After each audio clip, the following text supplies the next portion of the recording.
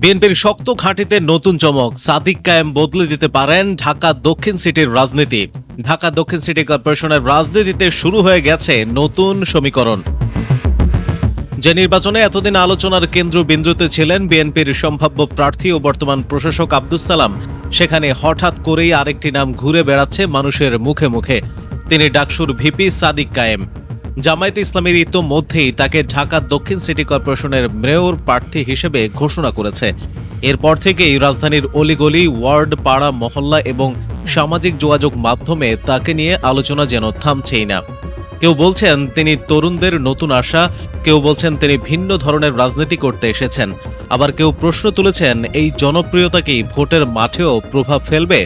আজকের ভিডিওতে আমরা দেখব সাদিক কায়েমকে, কেন তাকে ঘিরে এত আলোচনা, তার প্রচারণার বিশেষত্ব কি, এবং কেন ঢাকা দক্ষিণের নির্বাচন নিয়ে তৈরি হচ্ছে নতুন রাজনৈতিক উত্তেজনা।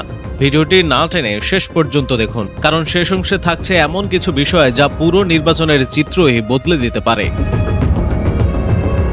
ঢাকা বিশ্ববিদ্যালয়ের শিক্ষার্থীদের কাছে সাদিক কায়েম পরিচিত একটি নাম। ডাকসুর সহ সভাপতি বা ভিপি হিসেবে তিনি শিক্ষার্থীদের বিভিন্ন দাবি, সমস্যা ও কল্যাণমূলক উদ্যোগ নিয়ে কাজ করে যাচ্ছেন।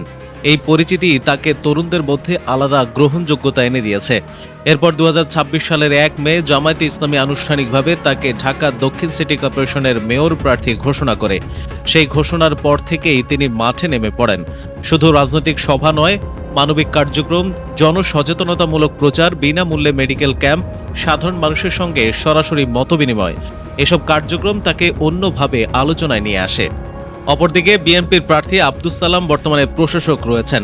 তিনি দায়িত্বের কারণে হোক বা ব্যস্ততার কারণে হোক, তিনি জনসম্পৃক্ততামূলক কার্যক্রমে খুব একটা জড়িত হতে পারছেন না।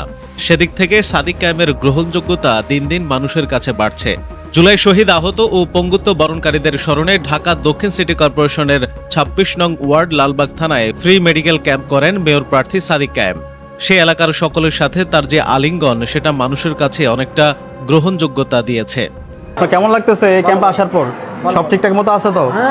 ঠিক আছে, ইনশাল্লাহ। আমরা এই স্বাস্থ্য সেবা যেন ঠিক মতো পান, আপনার ফ্রিতে মেডিসিন, রেগুলার ডাক্তাররা এসে আপনার বোর্ডে চেক আপ করে যাবে। আপনার যে কোনো ধরনের আরও যদি ভালো ট্রিটমেন্ট লাগে, আপনাকে এখান থেকে অ্যাম্বুলেন্সে করে হাসপাতালে নিয়ে যাওয়া, যা যা লাগে সেটার জন্য আমরা কাজ করতেছি। আমাদের রতন ভাই কাজ করতেছে, ইনশাল্লাহ আমাদের জন্য দোয়া করবেন ইনশাল্লাহ। আমরা এই ধরনের আপনাদের ক্যাম্পগুলো নিয়মিত করবো ইনশাল্লাহ। রতন ভাই আপনাদের প্রত্যেকটা বাড়িতে বাড়িতে যাবেন, আমরাও বাড়িতে বাড়িতে যাব। শুধুমাত্র স্বাস্থ্যসেবা না, আপনাদের সন্তানদের পড়াশোনা অথবা আপনাদের যে কোনো ধরনের সমস্যা, সেটা আপনাদের পরিবারের সদস্যদেরকে যেভাবে বলেন সেটা আমাদেরকে বলবেন ইনশাল্লাহ। আমরা কথা দিচ্ছি আপনাদের পাশে আমরা থাকবো ইনশাল্লাহ। ঢাকা দক্ষিণ সিটি কর্পোরেশনের 14 নম্বর ওয়ার্ড হাজারীবাগ উত্তর থানা জামায়াতে ইসলামীর উদ্যোগে জুলাই গণমিছিল ও পথসভায় ডাকসুর ভিপি সাদিক কায়েমের ডাকে হাজার হাজার মানুষের স্রোত নামে। অন্যদিকে জুলাই শহীদ, আহত ও পঙ্গুত্ব বরণকারীদের স্মরণে ঢাকা দক্ষিণ সিটি কর্পোরেশনের 73 নম্বর ওয়ার্ড সবুজবাগ পূর্ব থানায় ফ্রি মেডিকেল ক্যাম্প করেন মেয়র প্রার্থী সাদিক কায়েম। তাতেও দেখা গেছে উৎসুক মানুষের ব্যাপক অংশগ্রহণ। আমরা বিপ্লব পরবর্তী ছাত্র সংসদ নির্বাচনের মাধ্যমে দেখতে পেয়েছি বাংলাদেশের তরুণরা ইতিমধ্যে ইনসাফের পক্ষে তারা অবস্থান নিয়েছে। নির্বাচিত হওয়ার পরে, ডাকসুতে নির্বাচিত হওয়ার পরে আমরা 10 মাসে প্রমাণ করেছি কিভাবে মানুষের জন্য কাজ করতে হয়, কিভাবে শিক্ষার্থীদের জন্য কাজ করতে হয়। আমরা 10 মাসে যে কাজ করেছি, বিশ্ববিদ্যালয়ের 105 বছর ইতিহাসে এত কাজ কেউ করতে পারেনি। আমরা কথা দিয়ে কথা রেখেছি। আমরা প্রমাণ করেছি কিভাবে শিক্ষার্থীদের জন্য একটা নিরাপদ ক্যাম্পাস বিনির্মাণ করতে হয়। আমরা প্রমাণ করেছি কিভাবে শিক্ষার্থীদের স্বাস্থ্যের নিরাপত্তা নিশ্চিত করতে হয়। আমরা প্রমাণ করেছি শিক্ষার্থীদের কিভাবে আবাসন সংকটের জন্য, হল নির্মাণের জন্য বিভিন্ন প্রজেক্ট নিয়ে আসতে হয়। আমরা প্রমাণ করেছি কিভাবে সততা এবং দক্ষতার সাথে শিক্ষার্থীদের কাছে জবাবদিহি করতে হয়। আমরা প্রমাণ করেছি বিশ্ববিদ্যালয়ে কিভাবে সকল শিক্ষার্থীদের পড়াশোনা এবং গবেষণার জন্য তাদেরকে উদ্বুদ্ধ করতে হয়। ইনশাআল্লাহ আমরা যেভাবে ডাকসুতে মাত্র 10 মাসের মধ্যে কাজ করার মাধ্যমে নিজেদেরকে ইতিমধ্যে প্রমাণ করেছি, ইনশাআল্লাহ আগামী দিনে এই ঢাকার নগরের যদি আমরা দায়িত্ব পাই, ইনশাআল্লাহ গত 55 বছরে এই ঢাকা দক্ষিণ সিটি কর্পোরেশনে যেই দুর্নীতি, রাহাজানি, অব্যবস্থাপনার মাধ্যমে এখানকার মানুষের উপর জুলুম করা হয়েছে, তা আমরা চিরতরে নির্মূল করে দেব ইনশাআল্লাহ। এই ঢাকাকে সুন্দরভাবে পরিকল্পনার আলোকে নগরকে নতুনভাবে পুনর্গঠন করার জন্য আমাদের দক্ষ নেতৃত্ব দরকার, আমাদের সৎ নেতৃত্ব দরকার। এখানকার যে সংকটগুলো আছে প্রত্যেকটা সমস্যার সমাধান করা সম্ভব। ঢাকা দক্ষিণের বিভিন্ন ওয়ার্ডে নিয়মিত দেখা যাচ্ছে সাদিক কায়েমকে। তিনি স্থানীয় মানুষের সঙ্গে কথা বলছেন, বাজারে যাচ্ছেন, মসজিদে যাচ্ছেন, পাড়া মহল্লায় ঘুরছেন।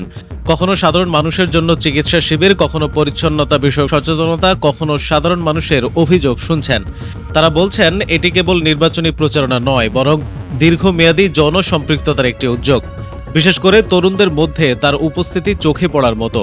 অনেক জায়গায় দেখা যাচ্ছে তরুণরা তাকে ঘিরে ছবি তুলছেন, সেলফি নিচ্ছে, কথা বলছে এবং সামাজিক যোগাযোগ মাধ্যমে সেই মুহূর্তগুলো ছড়িয়ে দিচ্ছেন। এর ফলে ডিজিটাল প্ল্যাটফর্মেও তার জনপ্রিয়তা দ্রুত বাড়ছে। সম্প্রতি ঢাকার ধানমন্ডি, লালবাগ, খিলগাঁও ও পল্টন সহ বিভিন্ন সিটির বিভিন্ন এলাকায় ফ্রি মেডিকেল ক্যাম্প করে জনগণের সেবা করছে এবং বিভিন্ন প্রতিশ্রুতি দিচ্ছেন সাদিক কায়েম, যা মানুষের কাছে তাকে আরও গ্রহণযোগ্য করে তুলছে। রাজনৈতিক অঙ্গনে আলোচনা হচ্ছে এই নির্বাচনের অন্যতম আলোচিত প্রতিদ্বন্দ্বিতা হবে বর্তমান প্রশাসক বিএনপি নেতা আব্দুস সালাম এবং জামায়াত প্রার্থী সাদিক কায়েমকে ঘিরে। একদিকে রয়েছে অভিজ্ঞতার প্রশ্ন, অন্যদিকে রয়েছে নতুন নেতৃত্বের আকর্ষণ। একদিকে প্রতিষ্ঠিত রাজনৈতিক শক্তি, অন্যদিকে তরুণদের মধ্যে আলোচিত একটি মুখ, ডাকসুর পরীক্ষিত ভিপি।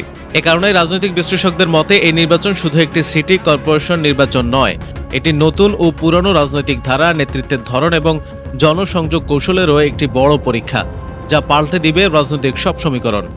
সাদিক কায়েম বিভিন্ন বক্তব্যে বলেছেন, ডাকসুতে যেভাবে শিক্ষার্থীদের জন্য কাজ করে যাচ্ছি, ঠিক তেমনইভাবে সুযোগ পেলে ঢাকা দক্ষিণ সিটি কর্পোরেশনের নাগরিকদের জন্য কাজ করবেন।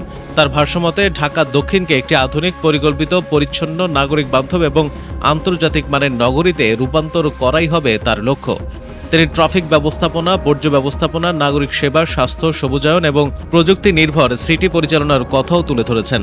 বিভিন্ন মহল থেকে বলা হচ্ছে এসব প্রতিশ্রুতি বাস্তবায়ন করা সাদিক কায়েমের জন্য সম্ভব। অলরেডি ঢাবিতে ডাকসুর দায়িত্ব নেওয়ার পর যে উদ্যোগ নিয়েছেন তা বিগত বছরে কেউ নিতে পারেনি। তার ক্যারিশমেটিক নেতৃত্বে ঢাকা দক্ষিণ সিটি হবে মডেল নগরী।